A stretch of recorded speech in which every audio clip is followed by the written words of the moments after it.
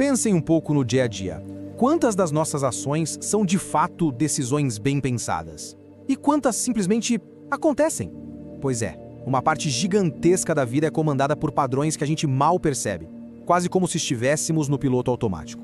Vamos mergulhar fundo na ciência por trás desse código oculto que rege nosso comportamento. E para começar, se preparem para esse número aqui. O estudo da Duke University descobriu algo impressionante: mais de 40% do que fazemos todos os dias não são decisões de verdade.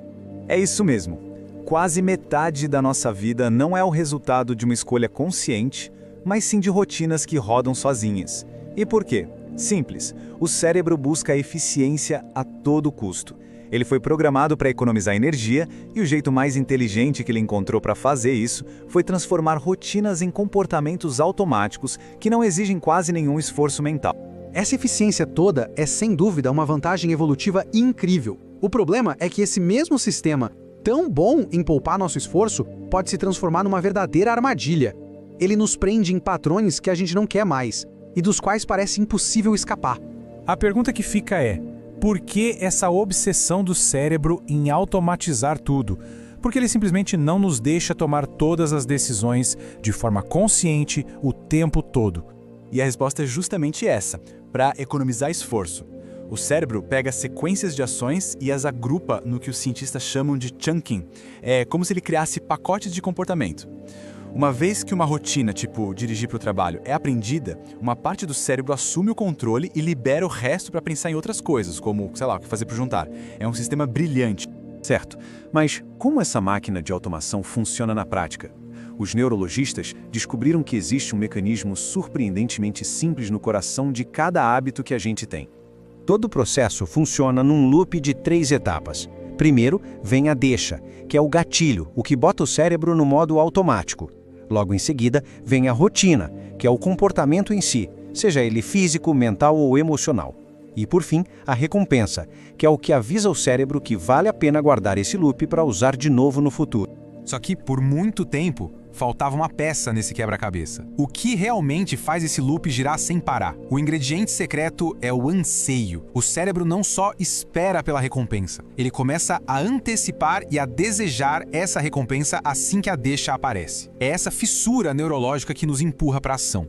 E é aqui que a indústria foi genial, porque ela aprendeu a fabricar esses anseios. A Pepsodent, por exemplo, não vendia só a limpeza de dentes. Ela vendia a sensação de limpeza, aquele formigamento que as pessoas passaram a desejar. E o Febreze, que foi um fracasso como eliminador de odores, virou um sucesso de vendas quando foi reposicionado como a recompensa final de uma casa limpa, aquele cheirinho que diz missão cumprida. Ok, a mecânica do hábito tá clara, mas como a gente usa esse conhecimento para finalmente tomar o controle? Existe uma regra fundamental, quase uma lei da física do comportamento que guia a mudança. Então, o ponto central é este. Os hábitos estão gravados nas nossas estruturas neurais. Eles nunca desaparecem de verdade. Tentar simplesmente parar um mau hábito na base da força de vontade é quase sempre a receita para o fracasso. A chave não é eliminar, mas sim substituir. E aqui está o manual de instruções. A regra de ouro da mudança de hábito. A gente mantém a mesma deixa, o mesmo gatilho, a gente mantém a mesma recompensa para satisfazer aquele anseio do cérebro, e o que a gente muda de forma consciente é a rotina que acontece entre os dois. É como se a gente sequestrasse o loop antigo para dar energia para um comportamento novo. Mas para que essa nova rotina se firme, principalmente naqueles momentos de estresse, tem um elemento que é absolutamente crucial: a crença. A convicção de que a mudança é realmente possível. E essa crença, muitas vezes, é fortalecida em comunidade, como acontece nos Alcoólicos Anônimos, onde ver a mudança nos outros torna a nossa própria transformação algo real, palpável.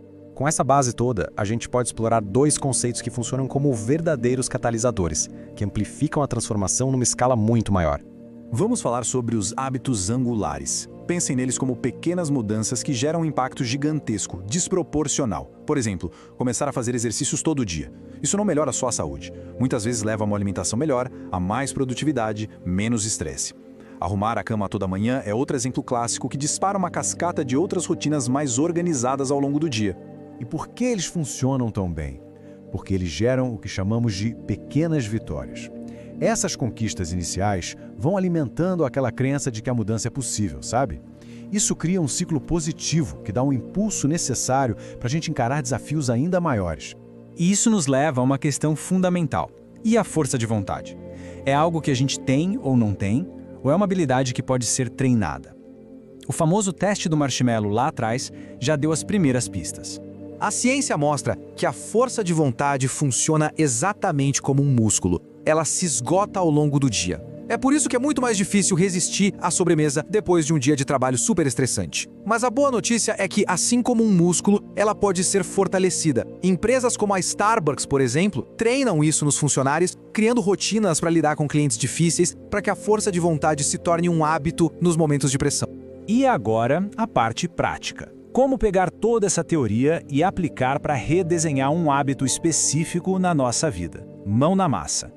O livro nos dá um processo claro, de 4 etapas. Passo 1. Identificar a rotina, que é basicamente saber qual é o comportamento exato que se quer mudar. Passo 2. Experimentar com recompensas, para descobrir qual é o anseio real por trás do hábito. Passo 3. Isolar a deixa, que é anotar tudo o que acontece um pouco antes do impulso surgir para achar o gatilho. E finalmente, com essas peças na mão, o passo 4. Ter um plano claro para inserir uma nova rotina quando a deixa aparecer.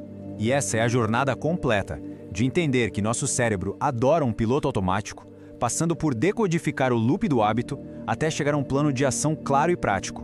Os hábitos não são um destino, eles são uma arquitetura, e entender o projeto é o primeiro passo para começar a reconstrução.